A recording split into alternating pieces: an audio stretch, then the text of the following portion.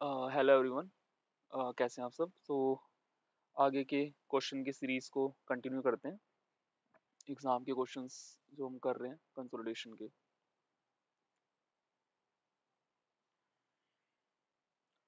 सो ये वाला जो पेपर है ये हमारा आया हुआ है जैन 2021 के अंदर। ये जैन 2021 का क्वेश्चन पेपर है फाइनेंशियल रिपोर्टिंग का।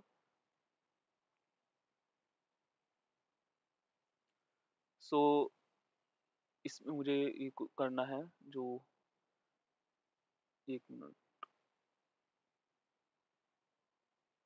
ठीक है। तो ये क्वेश्चन पेपर है जो जैन 2021 के अंदर आया फाइनेंशियल रिपोर्टिंग का। जो पहला क्वेश्चन क्वेश्चन नंबर फर्स्ट का ए है, 15 मार्क्स का दिया हुआ है। ये आपका कंसोलिडेशन का क्वेश्चन है। पहला ही क्वेश्चन कंसोलिडेशन का होता, मतलब मैक्सिमम टाइम तो यही होता है, या तो बिजनेस कॉम्बिनेशन का होगा या कंसोलिडेशन का।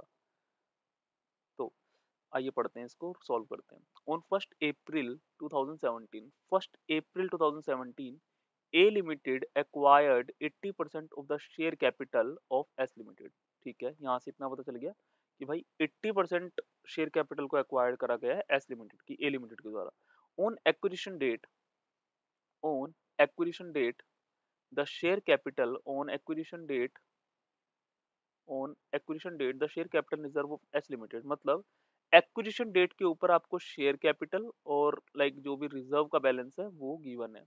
ए limited paid initial cash consideration. ठीक है, पीसी किस तरीके से पे किया गया है वो बताया गया है कि इनिशियल कैश कंसिडरेशन 10 लाख की दे दी, और क्या क्या दिया है। And additionally A limited issue 2 lakh equity shares with nominal value of rupees 1 पर शेयर। ठीक है, at current market value of 1.80 पर शेयर। ठीक है, मतलब 0.80 का प्रीमियम इंक्लूडेड है इसके अंदर, 0.80 का प्रीमियम इंक्लूडेड है। ठीक है, it was also agreed that A Limited would pay a further sum of 5 lakh after 3 years. A limited cost of capital 10% दे रखी है इन्होंने कि 10% का लाइक कैपिटल की कॉस्ट इनको 10% की पड़ रही है।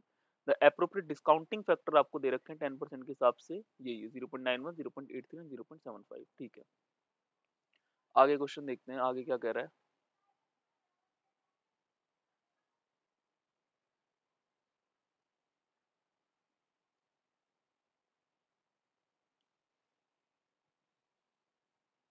ठीक है, आगे बोल रहा है the shares and deferred consideration have not yet been recorded by A limited. Shares और डेफर्ड कंसिडरेशन को इसने खुद ही बता दिया कि रिकॉर्ड नहीं करा गया है अभी तक बैलेंस शीट के अंदर। Below are the statement of financial position, ये आपको बैलेंस शीट गिवन है उसकी, A limited and S limited की। क्लीन बैलेंस शीट है, पीपी आपको दे रखा है, इन्वेस्टमेंट आपको दे रखी है, inventory, receivable cash, share capital retain and non current liability में करंट लायबिलिटीज। ठीक है, तो आगे फर्दर इंफॉर्मेशन आपको और गिवन है, क्या क्या गिवन है। On the date of acquisition, the fair value of S Limited's plant exceeded its book value by 2 lakh। ठीक है, the plant had remaining useful life of 5 years at this date।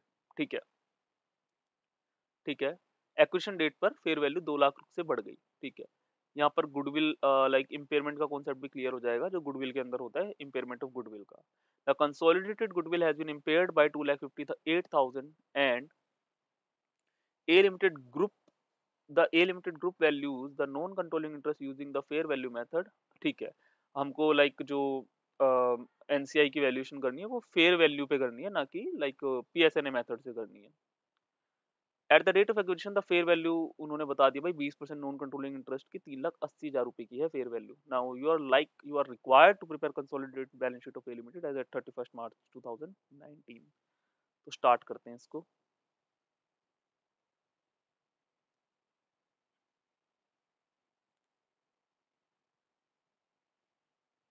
ठीक है, तो पहले कुछ वैसी चीजें हैं जो स्मॉल वर्किंग नोट्स हैं, हम उनको धीरे धीरे करके कंप्लीट कर लेते हैं और फिर इस चीज के ऊपर आते हैं। तो यहाँ पर इसको ले लेता हूँ मैं।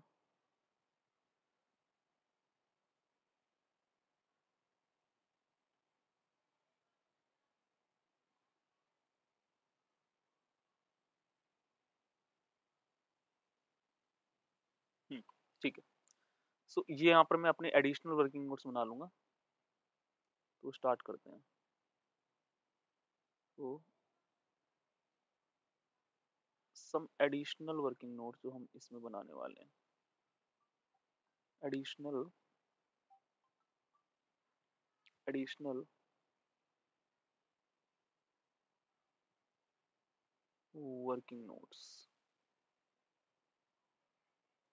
अब एडिशनल वर्किंग नोट्स सबसे पहले क्या होगा, एडजस्टमेंट के वर्किंग नोट्स पहले ही बना लेते हैं, बाकी चीज़ों को तो बाद में इनकॉर्पोरेट कर देंगे, क्योंकि बाकी चीज़ें तो बहुत सिंपली वे में हम सीख चुके हैं, इतने क्वेश्चन हम कर चुके हैं। तो सबसे पहले प्लांट का है, like plant exceeded it's book value, तो कैलकुलेशन ऑफ प्लांट, तो सो ये हो जाएगा मेरा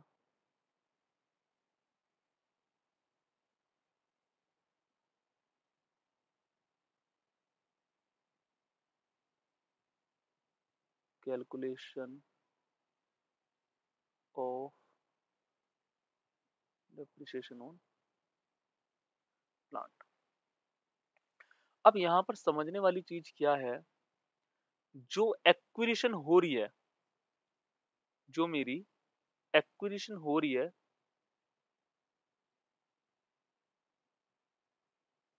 कैसी स्कीम आ रही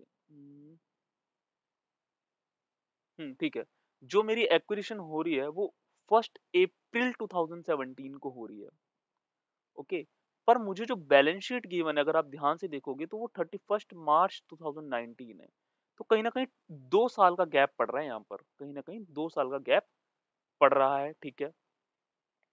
अब एडजस्टमेंट में बोला है कि जब एक्विजिशन की, जब on the date of acquisition, तो लाइक मैंने 1 अप्रैल कब एक्वायर करा है कंपनी को, 1 अप्रैल 2017 को एक्वायर करा है। तो 1 अप्रैल 2017 को जब मैंने एक्वायर करा, तो मुझे वहां पर पता चला कि भाई मेरी जो फेयर वैल्यू थी प्लांट एंड मशीनरी की, वो उसकी बुक वैल्यू से 2 लाख एक्सीड करती है, 2 लाख ज्यादा की है।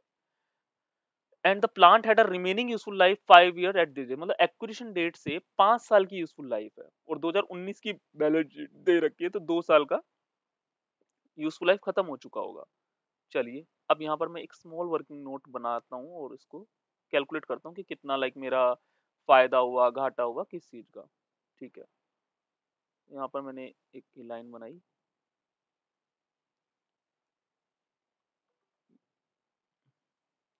यहाँ पर मैं डाल देता हूँ like this is 1/4/2019 and this is like 2 साल की डेट है ना। बैलेंस शीट मुझे कब की दे रखी है,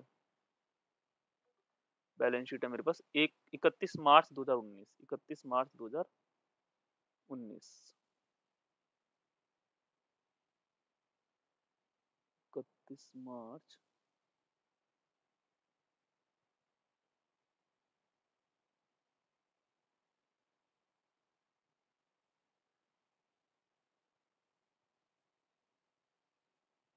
ओके, सो 31 मार्च 2019,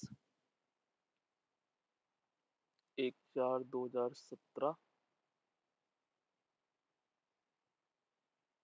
ये 1/4/2017, और दिस इज 31 मार्च 2019।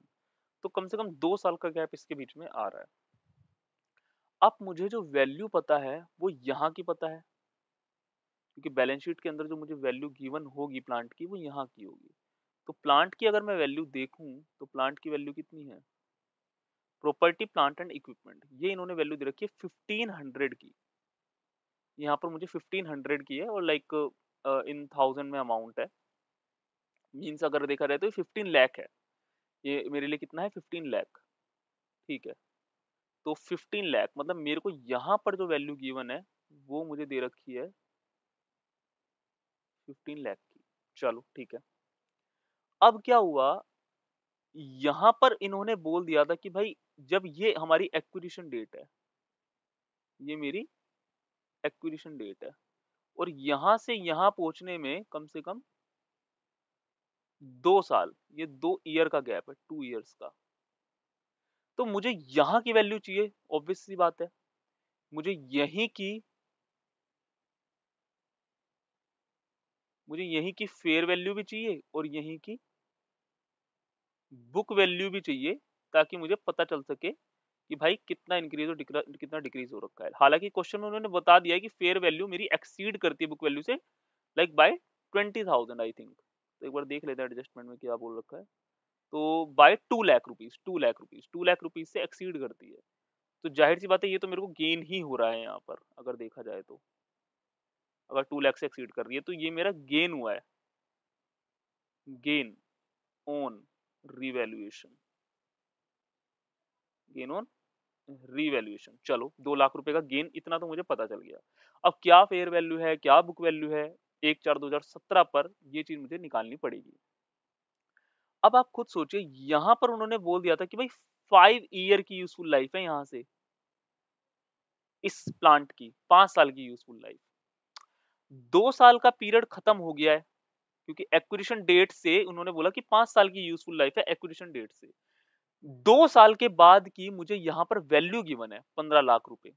अब अगर मैं आपसे ये बोलूं कि आप मुझे यहाँ क्या वैल्यू रही होगी उस मशीनरी की, उसकी book value, plant and machinery की बुक वैल्यू क्या होगी, कैसे पता चल सकती है?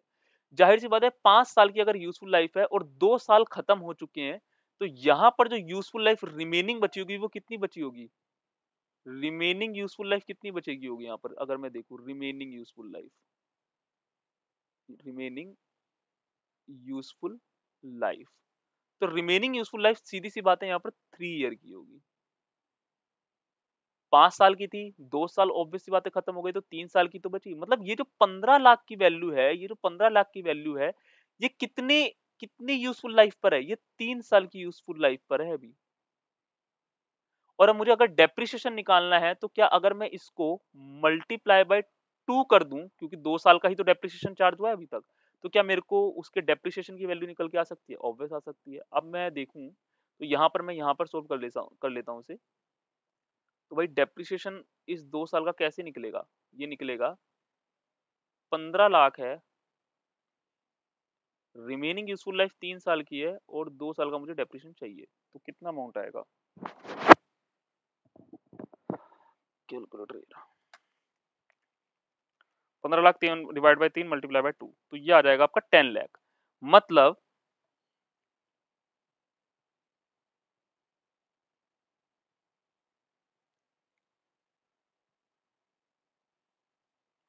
15 लाख की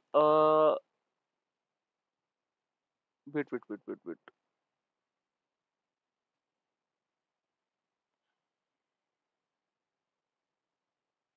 ओके ओके, हाँ ठीक है ठीक है, 15 lakh divide by 3 multiply by 2, तो ये 10 लाख का मेरे पास डेप्रिसिएशन का अमाउंट आया है।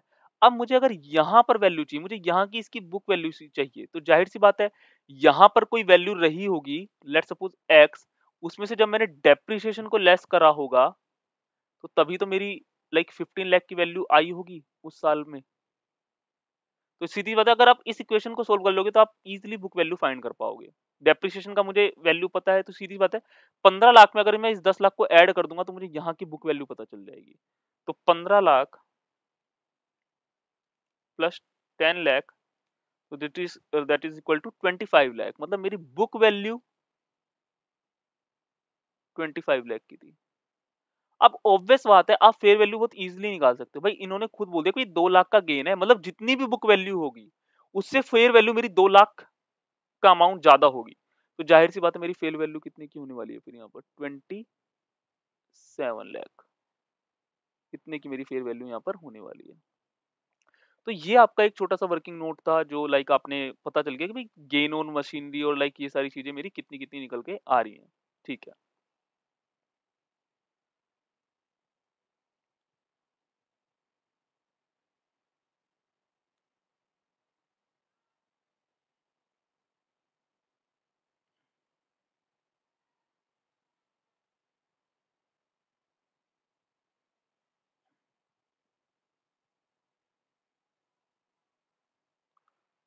ये पीछे कैसे होगा?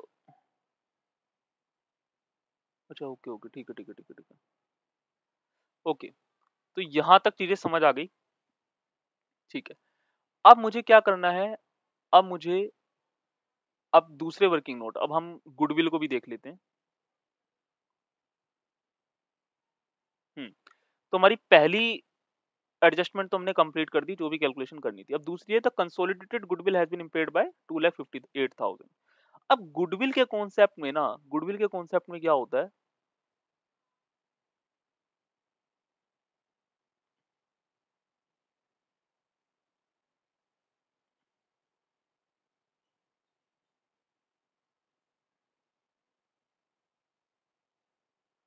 ठीक है। अब यहाँ पर additional working note number 2, calculation calculation of impairment of goodwill. अब किस तरीके से आप गुडविल को बाइफरकेट करोगे, किस तरीके से आप गुडविल को इम्पेयर करोगे, अब वो चीज देख लेते हैं। अगर तो आपकी goodwill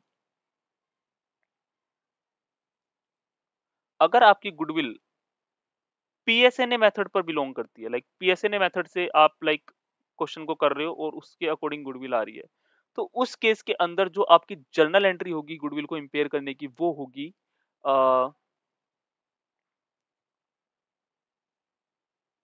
group retained earning account debit to goodwill account. और अगर गुडविल की जो वैल्यूएशन है वो फेयर वैल्यू मेथड पर करी जा रही है, अगर जो गुडविल की कैलकुलेशन है वो फेयर वैल्यू मेथड पर करी जा रही है, तो उस केस के अंदर उसकी जो जर्नल एंट्री पास की जाएगी वो की जाएगी group retained earning account debit NCI account debit to goodwill account. मतलब उनके जो भी रिस्पेक्टिव शेयर होंगे उसमें बांट कर आप गुडविल को क्या कर दोगे, इंपेयर कर दोगे। ठीक है। अब यहाँ पर एक चीज और है, यहाँ पर मैं स्टार मार्क करके लिख देता हूँ कि ग्रुप रिटेन्ड अर्निंग से क्या, अभी तक group retained earning is equal to consolidated equity, like sorry, consolidated other equity. So group retained earning means consolidated other equity। ठीक है, यहां तक हमें क्लियर होती हैं चीजें। अब जो हमारा, अब हम क्वेश्चन क्वेश्चन के अकॉर्डिंग अब देखने करना क्या है। अब इस क्वेश्चन के अंदर जो एनसीआई मेजर कर रखी है वो कर रखी है फेयर वैल्यू मेथड के ऊपर। भाई फेयर फेयर वैल्यू मेथड है, ठीक है। अब फेयर वैल्यू मेथड है तो जाहिर सी बात है मुझे इस एंट्री को पास करना पड़ेगा, group retain earning NCI to goodwill. तो इस क्वेश्चन के अकॉर्डिंग जो एंट्री हो जाएगी, तो अगर मैं देखूंगा इसमें तो रेड मार्क से कर लेते हैं, एक काम करते हैं, बड़ी इंपॉर्टेंट जर्नल एंट्री है। सो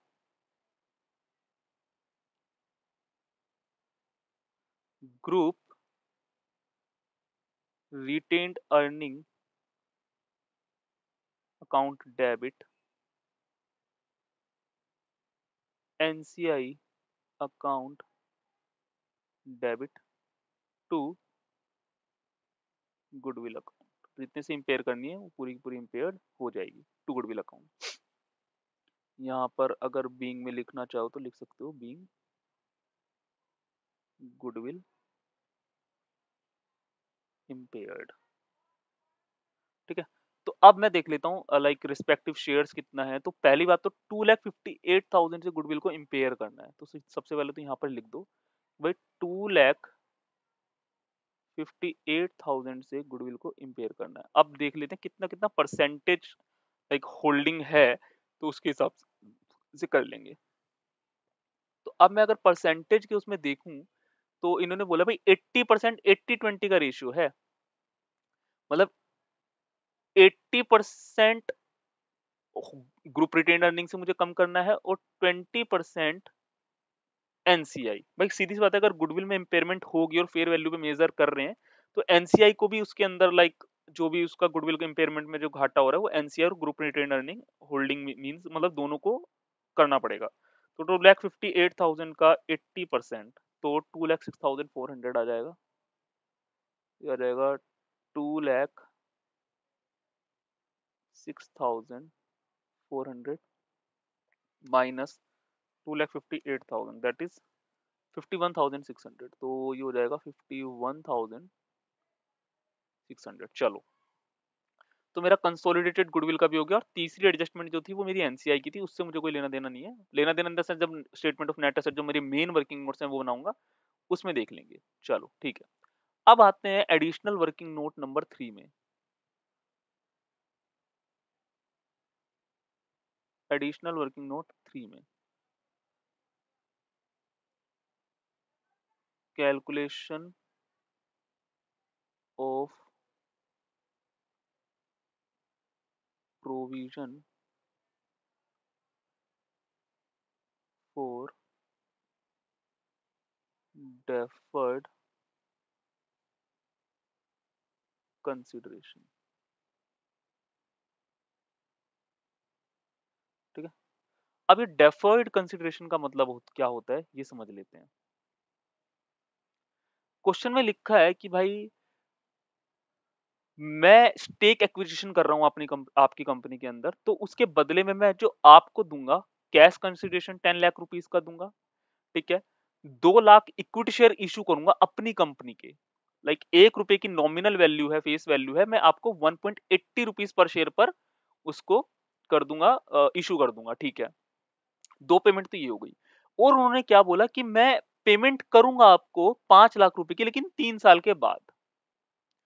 3 साल के बाद मैं 5 लाख रुपए की पेमेंट करूंगा। अब यहाँ पर लाइक अभी जब हम फाइनेंशियल इंस्ट्रूमेंट का चैप्टर पढ़ेंगे तो उसमें तो बहुत अच्छे से ये सारी चीजें सीखेंगे, पर अभी मैं सिंपल बता दूं कि लाइक ये एक ऐसा कंसिडरेशन है जो आज तो नहीं हो रहा, होगा 3 साल के बाद। बट मुझे आज ये पता करनी पड़ेगी कि अगर यार मैं 5 लाख रुपए कहीं और एज अ इन्वेस्ट कर देता तो मेरी अपॉर्चुनिटी कॉस्ट क्या बैठती उसके हिसाब से, और कितना लाइक इसके अंदर इंटरेस्ट का कंपोनेंट इंक्लूडेड है, वो सारी कैलकुलेशन करनी पड़ेगी मेरे को कि भाई ये 5 लाख रुपए अगर मैं 3 साल बाद दूंगा, पे करूंगा, उसकी आज क्या वैल्यू है, उसकी आज क्या वैल्यू होने वाली है जो लाइक 3 साल बाद मैं 5 लाख रुपए पे कर रहा हूँ। तो उसकी कैलकुलेशन कर लेते हैं प्रोविजन फॉर डेफर्ड कंसिडरेशन की। अब मैं यहां पर हूं, ठीक है,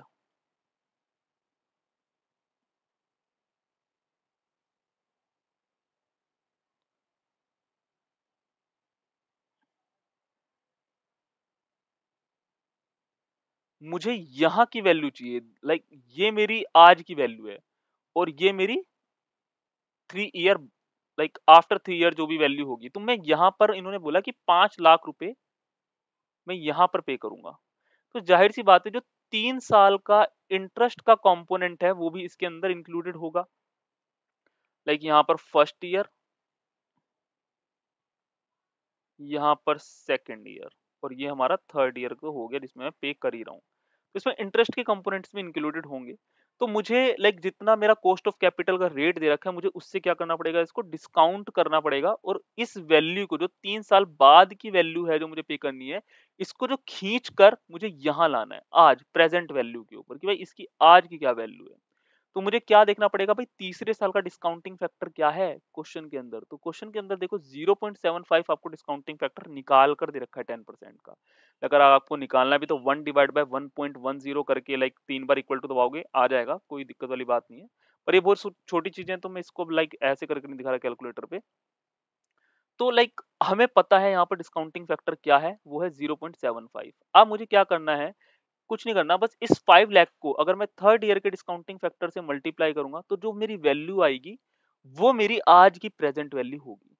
तो अब मैं निकाल लेता हूं यहाँ पर जो मेरी प्रेजेंट वैल्यू है इसकी। तो 5 लाख को अगर मैं मल्टीप्लाई करूं 0. एक मिनट देख लेता हूँ क्या दे रखा है, 75, 0.75 से, तो मेरे को वैल्यू पता चल जाएगी आज की वैल्यू क्या है। 5 लाख मल्टीप्लाई 0.75, तो दिस विल बिकम 3,75,000। 3,75,000 ये मेरी आज की वैल्यू है। अब एक टेबल बना लेते हैं कि कितना इंटरेस्ट और कितना क्या रहेगा, उसके हिसाब से फिर करेंगे। तो सबसे पहले टेबल में कैसे बनेगा, यहाँ पर मेरा आ जाएगा कि ओपनिंग बैलेंस कितना था, उसके ऊपर हर साल इंटरेस्ट कितना पे करना पड़ा, यहाँ पर पेमेंट अगर मैंने कुछ करी है, और एंड में मेरा आ जाएगा क्लोजिंग बैलेंसेस।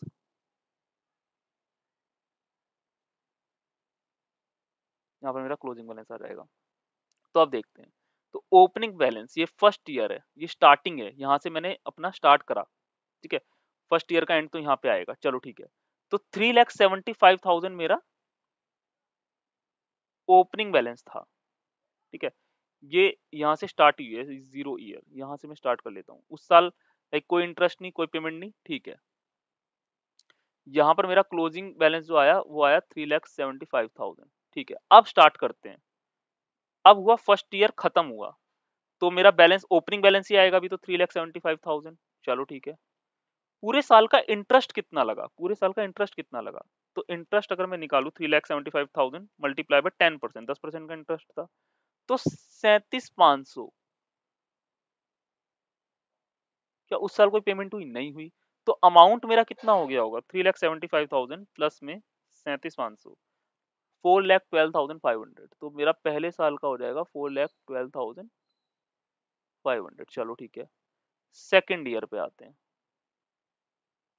तो 4,12,500, ठीक है। इसका 10%, 4,12,500, इसका 10% अगर निकालूंगा मैं, तो 41,250 आ जाएगा, 41,250। चलो ठीक है। पेमेंट क्या हुई, नहीं हुई, तीसरे साल के एंड में हुई है पेमेंट। तो 4,12,500 प्लस में 41,250, so this will become 453,750, 453,750, ठीक है। अब आते हैं तीसरे साल के अंदर। तो ये आपका आ जाएगा 453,750। पेमेंट आपने करी 5 लाख की, और क्लोजिंग बैलेंस आपका आया होगा नील यहाँ पर। अब यहाँ पर मैं मल्टीप्लाई बाय 10% करके यहाँ पर इंटरेस्ट कंपोनेंट नहीं लिख सकता, क्यों, क्योंकि डेसिमल के कुछ राउंडिंग ऑफ की वजह से बैलेंस थोड़ा ऊपर नीचे होता है। तो एंड में मैंने जितनी पेमेंट करी 5 लाख माइनस में कर दूंगा 453,750। तो रिमेनिंग बैलेंस जो है वो मैं मानूंगा कि like this is like my interest component, 446,250।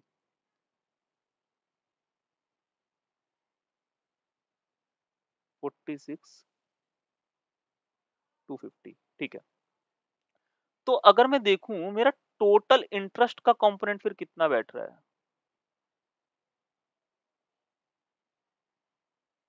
Total interest तो देखूंगा मैं 37,500 प्लस में 41,250 प्लस में 46,250, तो 1,25,000 ये टोटल इंटरेस्ट मेरा बैठ रहा है, 1,25,000 पूरे 3 साल का।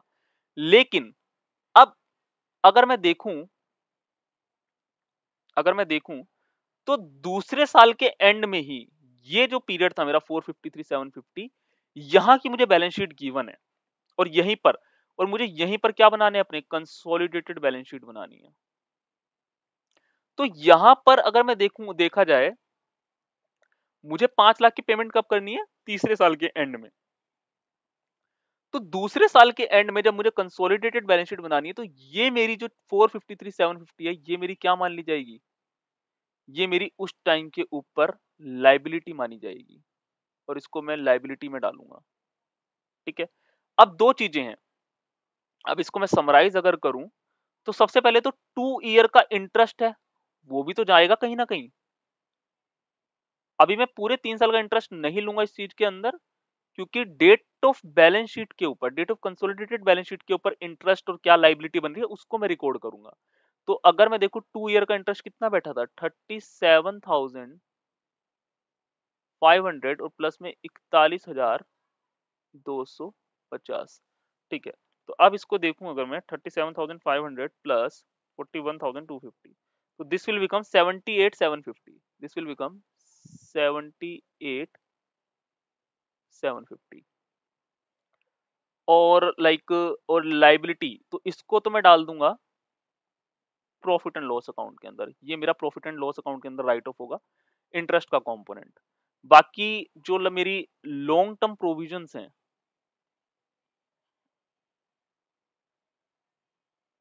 क्योंकि ये प्रोविजन ही तो क्रिएट कर रहा हूं मैं, ये मेरा आ जाएगा 453 750। तो मेरा अमाउंट ये आ जाएगा। ठीक है, यहां तक बात समझ आ जाती है सारी की सारी कि कैसे चीजें चल रही हैं। ठीक है, 453 750।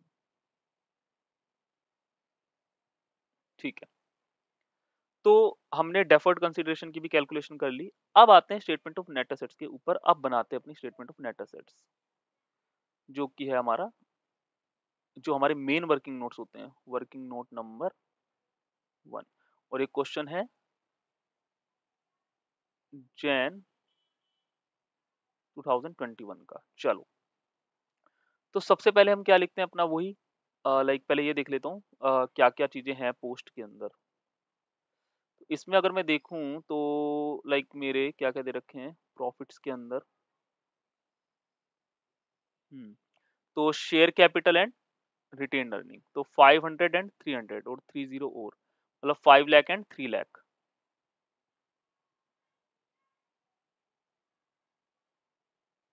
चलिए, तो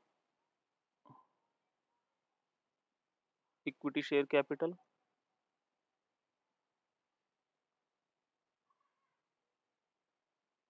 ठीक है, और आपका आ जाएगा यहाँ पर रिटेन्ड अर्निंग। चलो, तो कितना कितना बैलेंस है ये देख लेते हैं।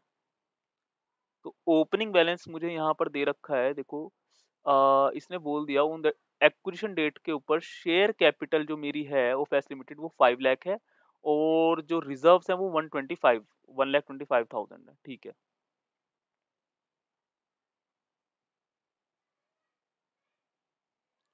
Share capital and retained earning.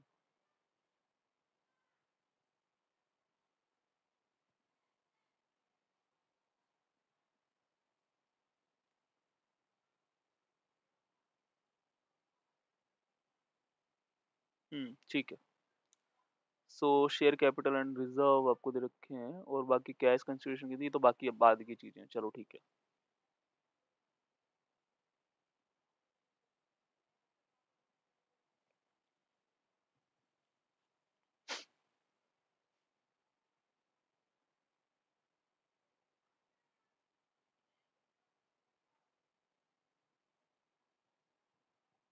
Hmm,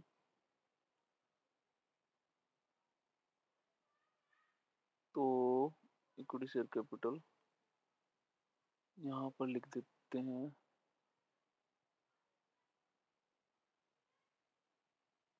retained earnings and reserves, reserves and retained earning। तो इक्विटी शेयर कैपिटल का ओपनिंग बैलेंस गिवन है। तो इक्विटी शेयर कैपिटल का ओपनिंग बैलेंस कितना गिवन है आपको, 5 लाख रुपीज का। तो यहाँ पर डाल देता हूँ मैं, प्री में भी 5 लाख आ जाएगा, और आपका पोस्ट में भी, ओ सॉरी पोस्ट में कह रहा हूँ, पोस्ट में भी, post sorry date of balance sheet के ऊपर भी 5 लाख का अमाउंट आ जाएगा। ठीक है, रिटेन्ड अर्निंग का ओपनिंग बैलेंस कुछ गिवन है। रिटेन्ड अर्निंग का like share capital reserves of S limited stood at 125। ठीक है,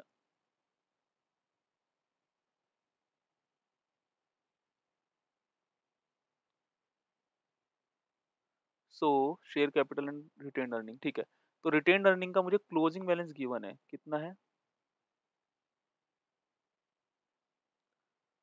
रिटेन्ड अर्निंग का क्लोजिंग बैलेंस मुझे गिवन है,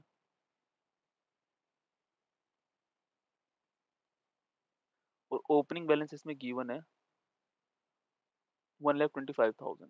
एक काम करते हैं,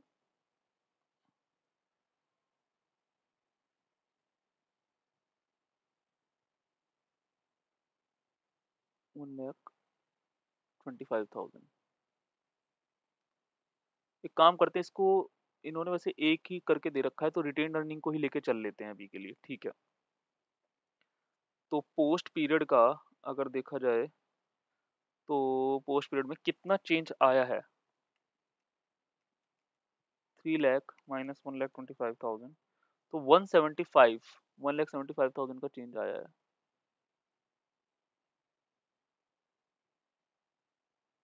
क्योंकि जाएगा तो रिजर्व एंड सरप्लस में, क्योंकि रिजर्व्स का तो कुछ ओपनिंग बैलेंस दे ही नहीं रखा, इसको मैं इसके अंदर ही लेके चल सकता हूँ। तो रिजर्व्स एंड रिटेन अर्निंग, ठीक है, 1,75,000, ठीक है। अब और मुझे क्या चीजें दे रखी थी, इक्विटी शेयर कैपिटल और रिटेन अर्निंग, और तो इसके अंदर कुछ नहीं दे रखा।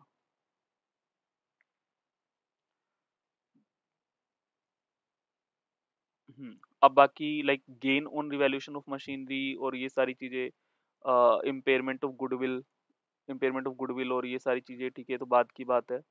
और एनसीआई की फेयर वैल्यूएशन दे रखी है, ठीक है। तो यहाँ पर मैं इसको टोटल करूंगा,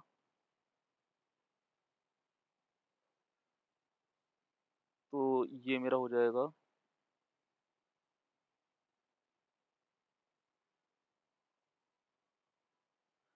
तो ये हो जाएगा मेरा 6,25,000 एंड दिस विल बिकम 1,75,000, ठीक है।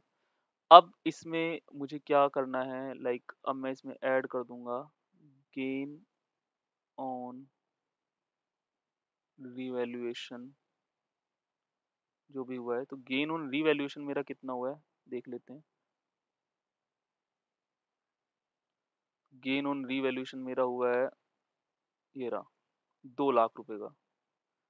तो प्री पीरियड में होगा 2 लाख, और जो मेरा एडिशनल और मेरा डेप्रिसिएशन जो है, तो ठीक है। ओहो, यहाँ पर मैंने डेप्रिसिएशन कैलकुलेशन तो करी नहीं, तो यहाँ पर कर लेते हैं, like depreciation to be provided and depreciation already कितना प्रोवाइड करवाया है हमने, डेप्रिसिएशन ऑलरेडी प्रोवाइडेड कितना है, depreciation to be provided 27 lakh पर, 5 साल की यूजफुल लाइफ थी, और मल्टीप्लाई बाय 2 साल के लिए मुझे डेप्रिसिएशन चाहिए, तो 10,80,000, 10,80,000, और 10 लाख का मैंने डेप्रिसिएशन करवाया, लगाया है, तो मुझे 80,000 का एडिशनल डेप्रिसिएशन और लगाना पड़ेगा, एडिशनल डेप्रिसिएशन,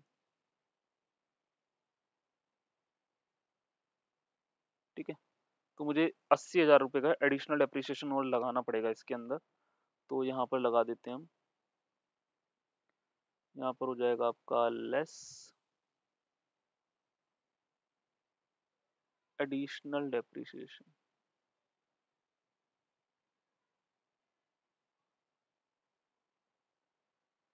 एडिशनल डेप्रिसिएशन, तो यहाँ पर मैं लेस कर दूंगा,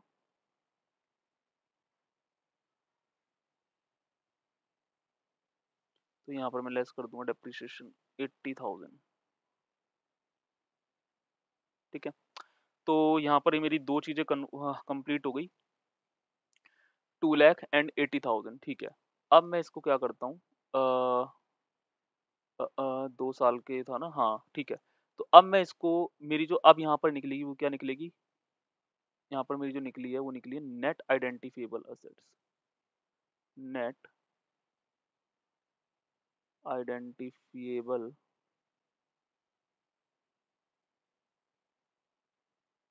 असेट्स। तो नेट आइडेंटिफिएबल असेट्स मेरी कितनी निकली है,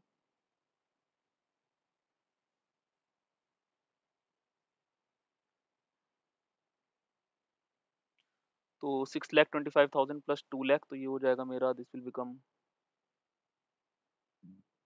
8,25,000 एंड 175 माइनस 80, 1,75,000 माइनस 80,000, तो दिस विल बिकम 95,000।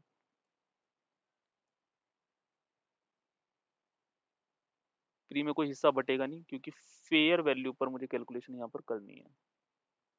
चलो तो बांट देते हैं। होल्डिंग में कितना अमाउंट जाएगा, holding and non controlling interest.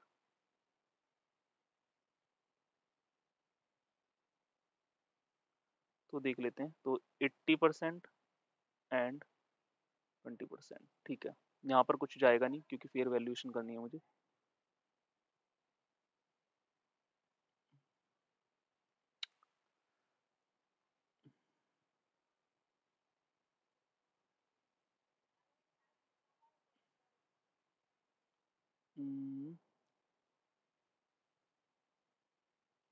ठीक है। तो 95,000 का 80%, 95,000 का 80%, सो दिस विल बिकम 76,000। और 76,000 माइनस 95,000, 19,000। चलो ठीक है। तो एनसीआई मेरा यहाँ तक ये इस तरीके से सोल्व हो गया। अब आगे के वर्किंग नोट्स देखते हैं क्या क्या है।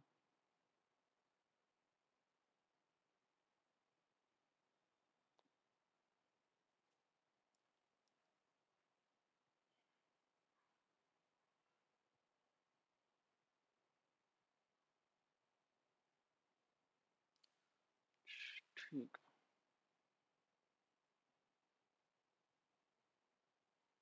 ठीक है। अब वर्किंग नोट नंबर 2,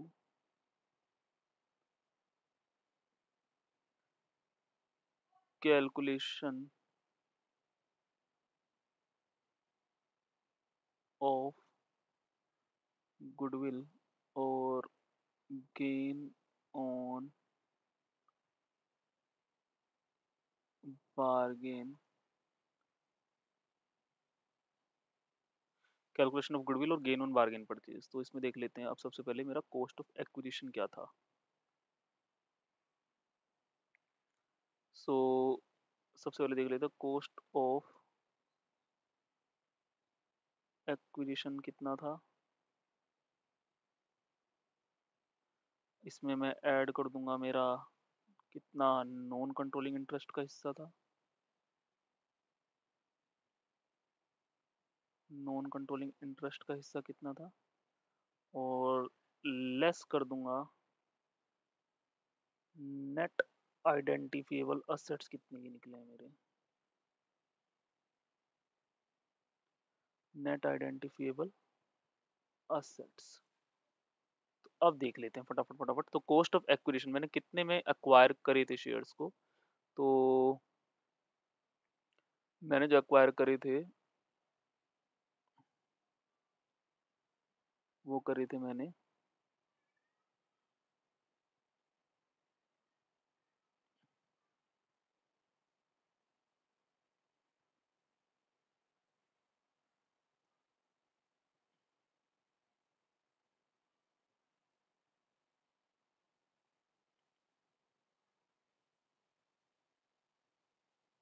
ठीक है।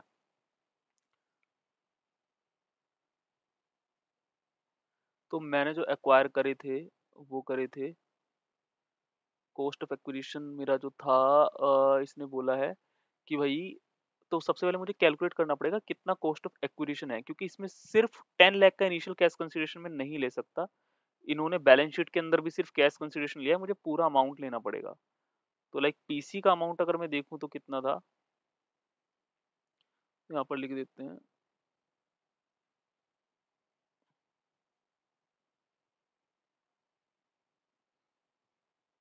Calculation of purchase consideration, calculation of purchase consideration. तो इनिशियल कैश कंसिडरेशन जो पे हुआ था, initial cash consideration, initial cash consideration जो पे हुआ है वो हुआ है 10 लाख का। और इक्विटी शेयर जो मैंने इशू करे हैं, इक्विटी शेयर जो मैंने फ्रेश इक्विटी शेयर इशू करे हैं, उन पर कितना सिक्योरिटी प्रीमियम है और मेरा deferred consideration, present value of deferred consideration कितना है। So this will become my PC, कितना मैंने अमाउंट पे करा है शेयर्स को एक्वायर करने के लिए। तो इक्विटी शेयर अगर मैं देखूंगा इस क्वेश्चन के अंदर तो कितना है, तो सीधी सी बात है, लाइक इन्होंने सीधा बताया है कि भाई कितना मैंने बोला है, इसने बोला कि 2 लाख इक्विटी शेयर इशू करेंगे 1.80 रुपीज पर। मतलब 2 लाख इक्विटी शेयर है, तो इक्विटी शेयर में 2 लाख मल्टीप्लाई बाय 1, तो दिस विल बिकम 2 लाख। ठीक है, और सिक्योरिटी प्रीमियम अगर मैं देखूं तो 2 लाख मल्टीप्लाई बाय 0.80, तो ये मेरा हो जाएगा। सो 1,60,000 का मेरा सिक्योरिटी प्रीमियम हो जाएगा।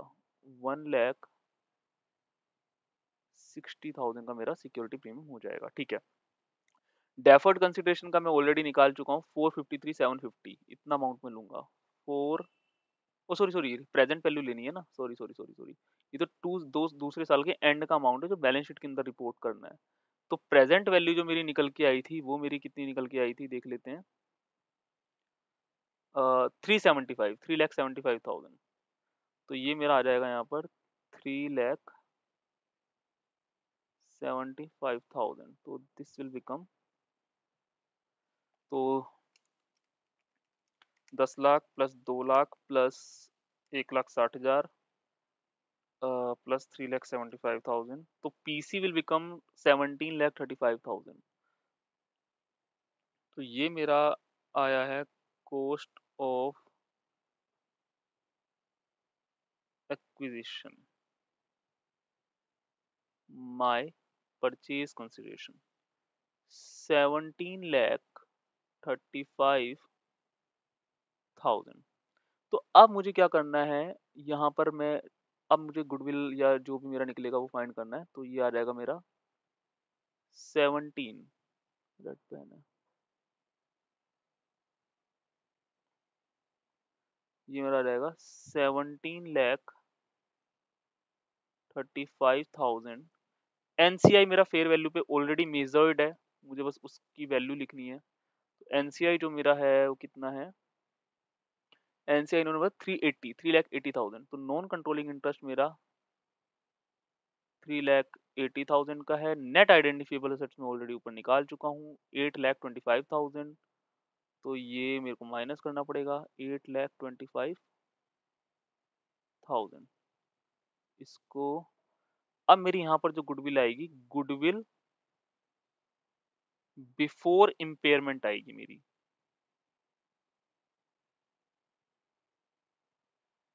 गुडविल बिफोर इम्पेयरमेंट तो कितनी आ जाएगी देख लेते हैं। 17,35,000 प्लस 3,80,000 एंड माइनस 8,25,000, तो 12,90,000। तो 12,90,000 की मेरी गुडविल है। इसमें से मैं अगर मैं लेस करूं impairment of goodwill, general entry में देखा था ना, जब पूरी गुडविल को मैंने इम्पेयर करा हुआ है, इम्पेयरमेंट ऑफ गुडविल, तो हिस्सा देख लेते हैं कितना इम्पेयर करा हुआ है उसमें से। तो अगर मैं देखूं तो 2,06,000, सॉरी 2,58,000, पहले तो पूरी इम्पेयर करनी है, गुडविल को तो पूरा ही कम करना है। 2,58,000 से इम्पेयर्ड होगा, तो मेरी ये आ जाएगी goodwill to be reported in balance sheet. तो 12,90,000 में से अगर मैं माइनस कर दूं 2,58,000, सो दिस विल बिकम 10,32,000। तो 10 32,000। So this like this is my goodwill जो कि मुझे रिपोर्ट करनी है उसके अंदर, बैलेंस शीट के अंदर। अब आते हैं हमारा working note number third. So working note number third मेरा आ जाएगा calculation calculation of non controlling interest. तो कैलकुलेशन नॉन कंट्रोलिंग इंटरेस्ट, तो कितना मेरा प्री में था, कितना मेरा प्री में था, कितना मेरा पोस्ट में था, तो वो देख लेते हैं। तो प्री में मेरा कितना था ऊपर, लाइक इजीली मैंने निकाला हुआ है कि कितना था। तो नॉन कंट्रोलिंग इंटरेस्ट 3,80,000, जो फेयर वैल्यू मैंने ले रखी है वही आएगी यहाँ पे प्री की, तो 3,80,000। पोस्ट का मैं उसमें से देख सकता हूँ कि पोस्ट का कितना था। तो पोस्ट का अगर मैं देखूं, दिस विल बिकम 19,000। सो 19,000, 19,000। सो मेरा टोटल अगर देखा जाएगा तो NCI,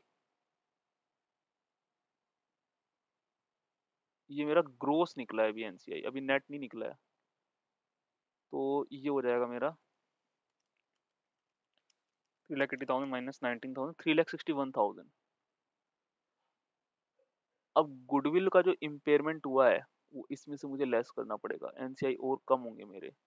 less impairment of goodwill, impairment of goodwill. तो इसमें हिस्सा देख लेते हैं कितना है, 51,600 का एनसीआई का। तो यहाँ से मैं लेस कर दूंगा इसे 51,600। तो मेरा नेट एनसीआई आ जाएगा जो मुझे बैलेंस शीट के अंदर डालना है। तो 3,61,000 माइनस 51,600, 3,09,400, 3,09,400 का मेरा नेट एनसीआई निकल कर आ जाएगा। अब मुझे क्या बताना है, consolidated other equity, working note number 4 हमारा लास्ट वर्किंग नोट, फिर बैलेंस शीट पे आएंगे फटाफट। So working note number 4, calculation of consolidated other equity. ठीक है, तो पर्टिकुलर और यहाँ पर सिर्फ रिटेन्ड अर्निंग है मेरे पास। ठीक है, तो होल्डिंग कंपनी का बैलेंस कितना है, होल्डिंग कंपनी का जो बैलेंस है वो ले लेते हैं। तो होल्डिंग कंपनी का बैलेंस रिटेन्ड अर्निंग के अंदर ये रहा, ओ सॉरी 1400, लाइक 1400, 14 लाख। तो ये हो जाएगा मेरा 14 लाख, इसमें ऐड कर दूंगा मैं। तो सब्सिडरी से इनकॉर्पोरेट करना है, सब्सिडरी कंपनी के बैलेंसेस जो हैं किसके अंदर, रिटेन्ड अर्निंग के अंदर कितना सब्सिडरी कंपनी का बैलेंस मैंने कंसोलिडेट करा है। तो ये देखूं अगर मैं, तो ये रहा 76,000, 76,000। तो यहाँ पर मैं डिल देता हूँ 76,000। So this will become 14,76,000, 14,76,000। अब इसमें से मुझे क्या करना पड़ेगा, लेस करना पड़ेगा इम्पेयरमेंट ऑफ गुडविल।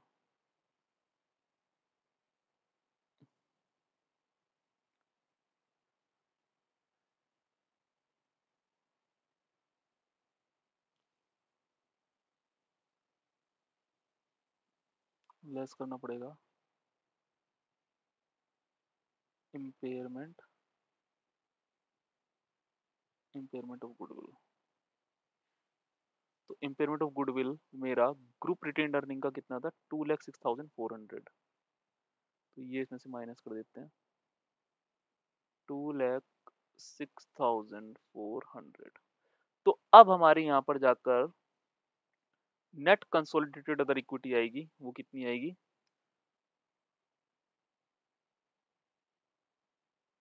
अरे ब्रैकेट गलत हो रहा है ये।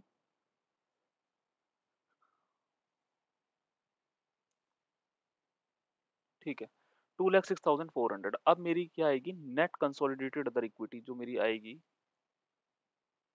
कंसोलिडेटेड अदर इक्विटी, तो ये मेरी कितनी आएगी?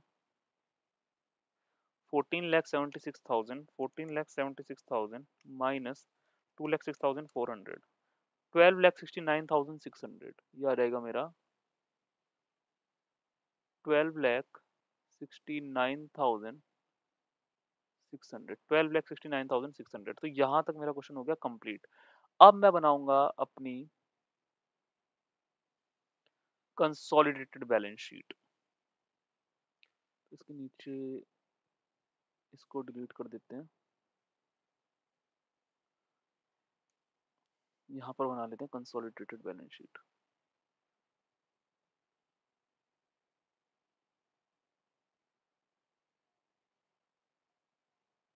Consolidated balance sheet.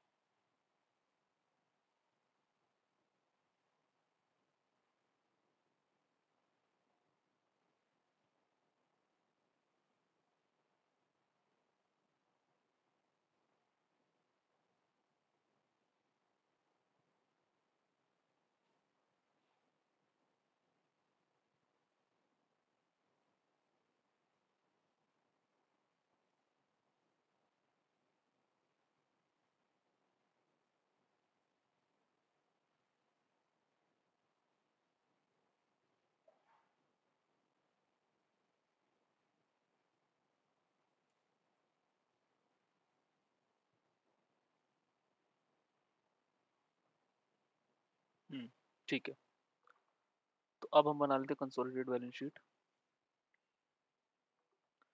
तो सबसे पहले हमारे लाइक जो आएंगी चीजें वो क्या आएंगी? टोटल, जो भी मेरी टोटल असेट्स होंगी, ये मेरी आ जाएगी असेट साइड। असेट साइड में सबसे पहले मेरा क्या रहेगा? Property plant and equipment. Property plant and equipment क्या रहेगा? Plant and machinery. तो प्लांट एंड मशीनरी में अगर देखें तो ये रहा 5,500 का ये है, और मेरा revised value of plant and जो भी होगी तो इसको यहीं जोड़ लेते हैं। 5500 और 3 जीरो और प्लस रिवाइज्ड वैल्यू मेरी कितनी आई है? रिवाइज्ड वैल्यू मेरी कितनी आई है? हाँ ठीक है, तो मेरा रिवाइज्ड वैल्यू ऑफ मशीनरी, पहले तो होल्डिंग कंपनी का बैलेंस लिख लेते हैं। अभी होल्डिंग का जो है वो है 55 लाख, और यहाँ पर रिवाइज्ड वैल्यू जो आ रही है निकल के, रिवाइज्ड वैल्यू सब्सिडरी की वो आ रही है 27 लाख की फेयर वैल्यू थी, इसमें से माइनस कर दूं मैं 10,80,000 का अपना डेप्रिसिएशन, 16,20,000, 16,20,000। तो इन दोनों को टोटल कर लो, 25 प्लस 55 लाख, तो 71,20,000। तो ये मेरा बैलेंस शीट के अंदर जाएगा 71,20,000। तो मेरा पीपी तो हो गया, जो मुझे कितना डालना है पता चल गया मुझे, 71,20,000, 71 लाख, 71,20,000। मैं ऐसे भी लिखूं तो ये 55 लाख प्लस में 16,20,000, 16,20,000। ठीक है, पीपी हो गया, और बस कौन कौन सी एसेट है फटाफट इनकॉर्पोरेट करते हुए चलते हैं। और मेरे को दे रखा है पीपी हो गया, इन्वेस्टमेंट लेंगे नहीं, इन्वेंट्री, इन्वेंट्री को सिंपल जोड़ देते हैं, इसमें तो कुछ था भी नहीं। तो 550 प्लस 100, 550 प्लस 100 और 550 प्लस 100 प्लस 550 प्लस 1 लाख, 6,50,000। तो ये मेरा हो जाएगा 6,50,000। ठीक है, रिसीवेबल में कोई चेंज नहीं था तो इसको भी जोड़ देते हैं। 400, 4 लाख प्लस 2 लाख, 6 लाख। कैश को भी जोड़ देते हैं, 200 प्लस 50, तो 2 लाख प्लस 50,000, 2,50,000। ठीक है, तो 6,50,000, 6 लाख और 2,50,000 इन्वेंट्री, रिसीवेबल एंड कैश। तो ये हो गया नॉन करंट असेट्स, हमारी असेट्स के अंदर पीपी हो गया। ठीक है, फिर बाकी अब यहाँ पर डायरेक्ट में डाल देता हूँ करंट असेट्स। करंट असेट्स में मेरा आ जाएगा आपका इन्वेंट्री, इन्वेंट्री। उसके बाद आपकी जो भी फाइनेंशियल असेट्स हैं, फाइनेंशियल असेट्स में आपका आ जाएगा ट्रेड रिसीवेबल, ट्रेड रिसीवेबल और cash, trade receivable and cash. तो इन्वेंट्री मेरी कितनी है, 6,50,000 और रिसीवेबल 6 लाख। इन्वेंट्री मेरी है 6,50,000 और रिसीवेबल है 6 लाख और कैश है मेरा 2,50,000। अभी वैसे ग्रुप रिटेन अर्निंग में अगर हम देखा जाए तो ये अभी भी मेरा सही नहीं है। कंसोलिडेटेड अदर इक्विटी 12,69,600 जो मेरा निकल के आया है अभी, क्यों सही नहीं है? इसके अंदर मैंने अभी एक चीज और नहीं घटाई है, इसके अंदर मुझे एक चीज और घटानी पड़ेगी और वो क्या है, लेस करना पड़ेगा मुझे इंटरेस्ट ऑन डेफर्ड कंसिडरेशन। ये भी मैंने अभी तक लेस नहीं करा है।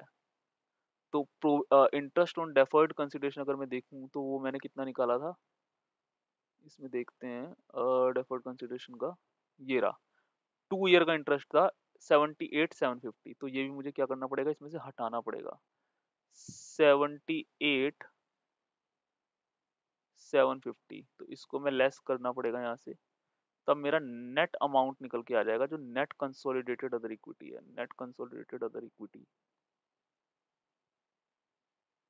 तो ये मेरा आ जाएगा 12,69,600, 12,69,600 minus 78,750. So this will become 11,98,50. So this will become 11,90,000 and 850। ठीक है, तो नेट कंसोलिडेटेड अदर इक्विटी मेरा आ गया। अब आगे करते हैं।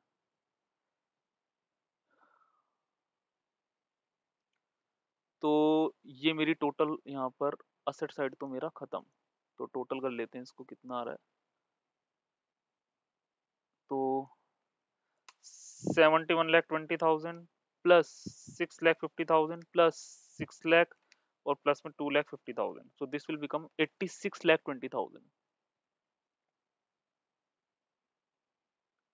6,20,000। अब देख लेते हैं लाइबिलिटी साइड को फटाफट, बोला इक्विटी एंड लाइबिलिटीज। इसमें सबसे पहले आ जाएगा आपका equity share capital, equity share capital and other equity. ठीक है, तो equity share capital like always हम किसका लेते हैं, होल्डिंग का। इक्विटी शेयर कैपिटल अगर देखूं तो 2,000 and 000,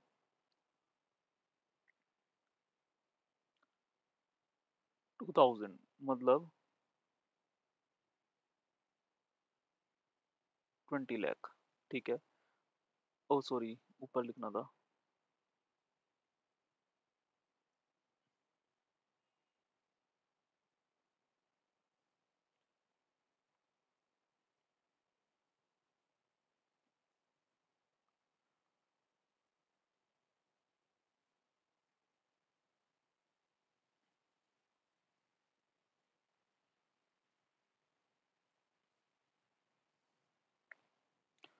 so equity share capital मेरा हो जाएगा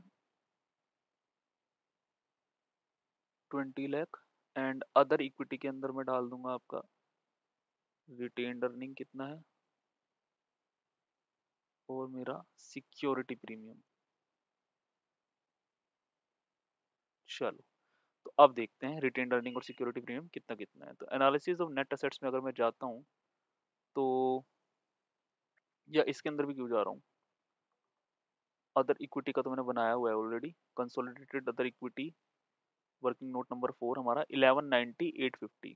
तो होल्डिंग कंपनी का बैलेंस और ये तो टोटल मिला के 1190,850। पेमेंट ऑफ गुडविल हटा दिया था 1190,850। तो मैं यहाँ पर डाल देता हूँ अदर इक्विटी का जो मेरा बैलेंस आएगा वो आएगा 1190,850। ओ सॉरी,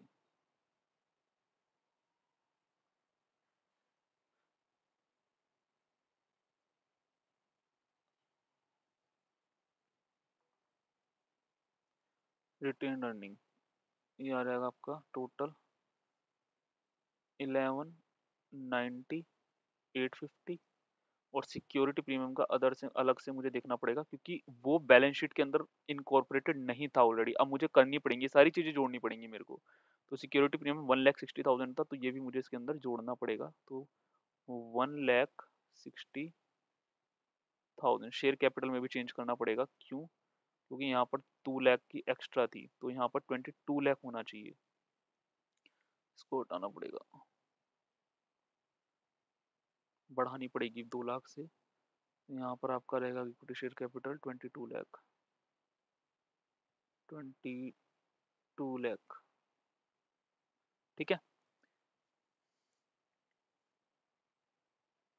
ठीक है।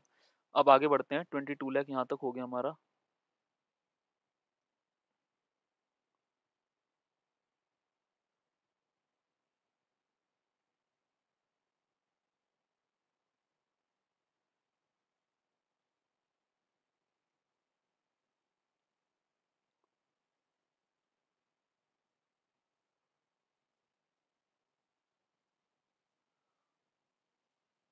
ठीक है, यहाँ तक हमारा कंप्लीट हो गया।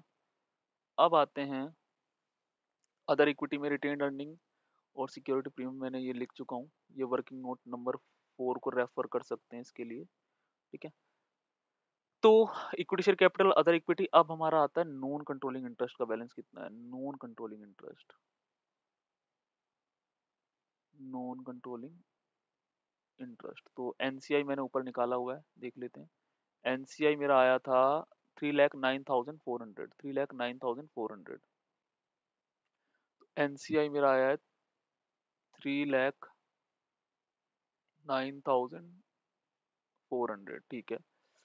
एनसीआई के बाद मेरा आगे जो चीज आएगी वो आएगी non current liabilities. Non current liabilities में अब देख लेते हैं क्या क्या चीजें हैं बैलेंस शीट के अंदर।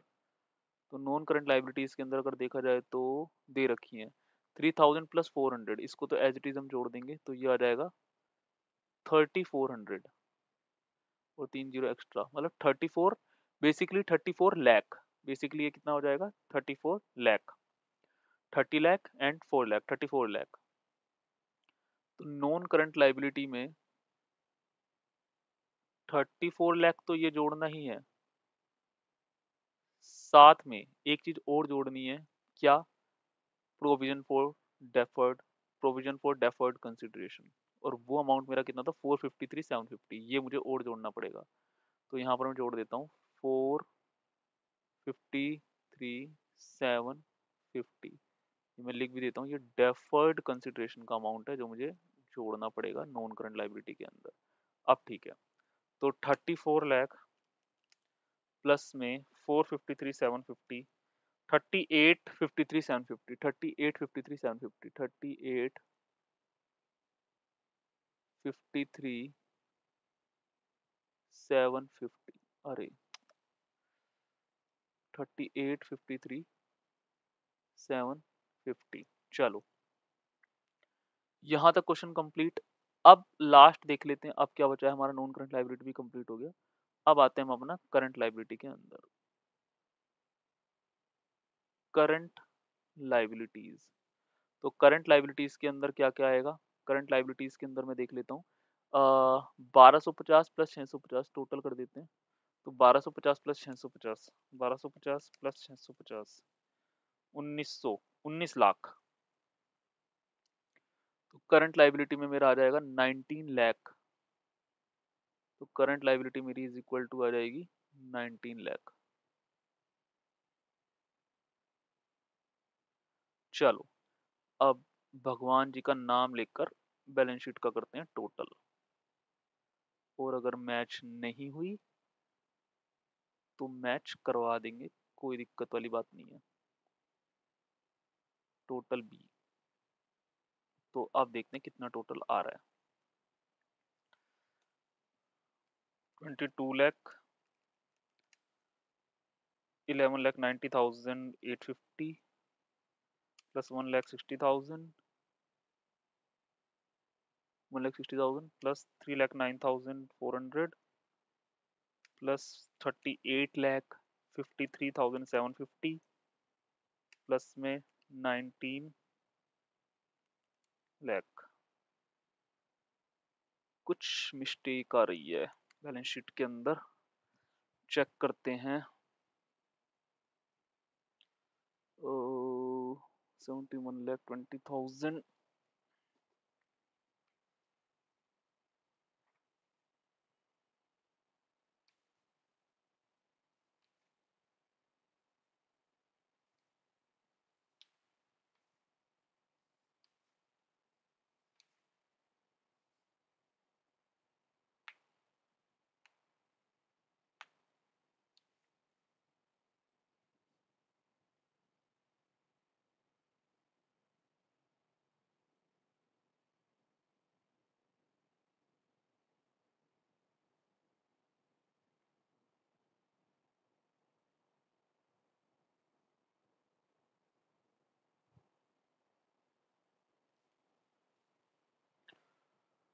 अगर मैं देखूं तो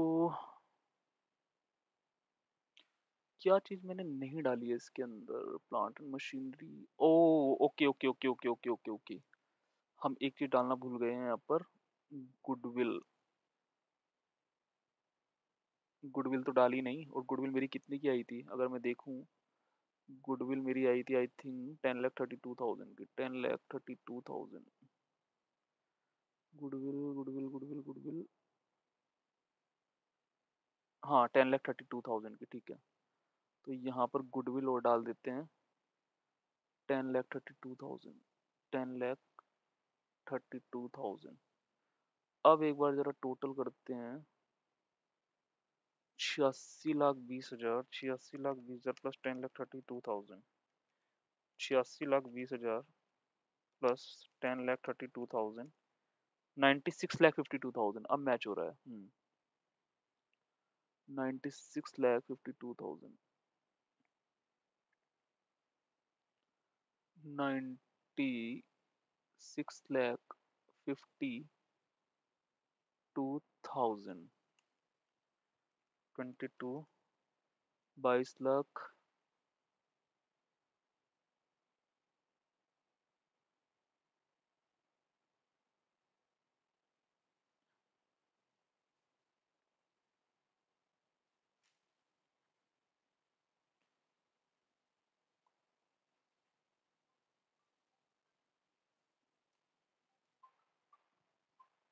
हम्म,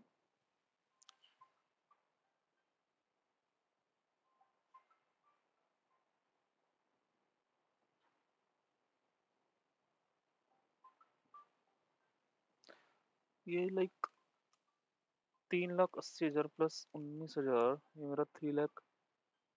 ओके, यहाँ पर भी मैंने कैलकुलेशन मिस्टेक कर रखी है। दिस इज नॉट लाइक, ये this will become 3,99,000 -51, adding add करने में मिस्टेक हो गई है। 3,99,000 -51,600, so this will become 3,47,400. Okay. So this will become 3,47,400, 3 lakh, ये हो जाएगा हमारा 3,47,400। अब ठीक है, सो एनसीआई मेरा यहाँ पर हो जाएगा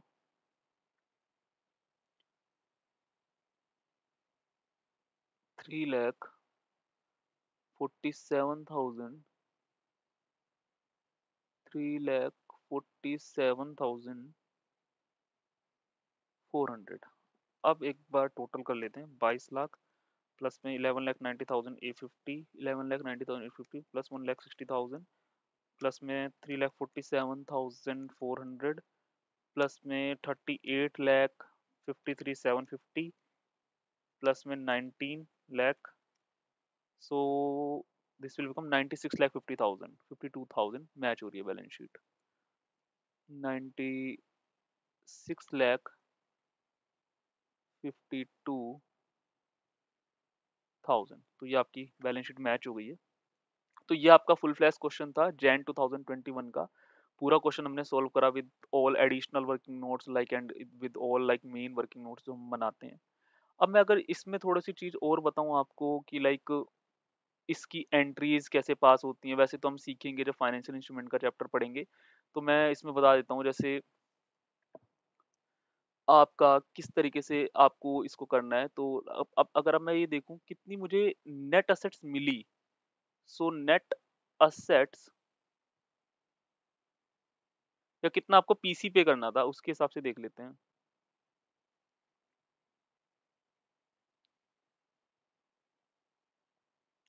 अभी जब मैंने यहाँ पर लिखा था नीचे, ये देखो कॉस्ट ऑफ एक्विजिशन या फिर पीसी 17,35,000। अब प्रोविजन फॉर डेफर्ड कंसिडरेशन कितना था? 735। अब इसकी ना हर साल एक एंट्री पास होती चली जाएगी, वो क्या होती चली जाएगी? Interest account debit to deferred consideration. और हर साल, हर 3 साल के अंदर इसका बैलेंस बढ़ते बढ़ते बढ़ते बढ़ते हर साल का जो इंटरेस्ट होगा, लाइक जैसे फर्स्ट ईयर का इंटरेस्ट कितना था? 37,500। तो यहाँ पर मैं डाल दूंगा 37,500 एंड 37,500। तो ये टोटल करते करते करते ये जो डेफर्ड कंसिडरेशन थर्ड ईयर के एंड में अपने आप कितना हो जाएगा? 5 लाख का हो जाएगा। और जब ये 5 लाख का हो जाएगा तो तीसरे साल के आखिर में तो मैंने पेमेंट करी है, तो डेफर्ड कंसिडरेशन को आप डेबिट कर कर टू कैश अकाउंट कर कर इसको पे कर दोगे। तो this will become 5 lakh and 5 lakh. यहाँ पर डेफर्ड कंसिडरेशन क्या हो जाएगा? क्लोज हो जाएगा, बैलेंस शीट से भी हट जाएगा। तो ये आपका फुल फ्लैश क्वेश्चन था जो जैन 2021 के लिए आया था। अगली वीडियो में अगला क्वेश्चन लेके चलेंगे, अगले लाइक जिस अटेम्प्ट का कंसोलिडेशन का क्वेश्चन होगा। होप सो आपको ये क्वेश्चन पूरा समझ आया होगा इजीली। कोई ऐसे लाइक कॉन्सेप्ट नहीं था, बस एक डेफर्ड कंसिडरेशन और इम्पेयरमेंट ऑफ गुडविल का एक नया कॉन्सेप्ट था जो आप सीख चुके हो इस क्वेश्चन के अंदर। बाकी और आगे के कॉन्सेप्ट्स अगर कुछ, वैसे तो अब कुछ है नहीं, बाकी आगे में जो होंगे उसको कवर कर लेंगे आगे। Okay, thank you.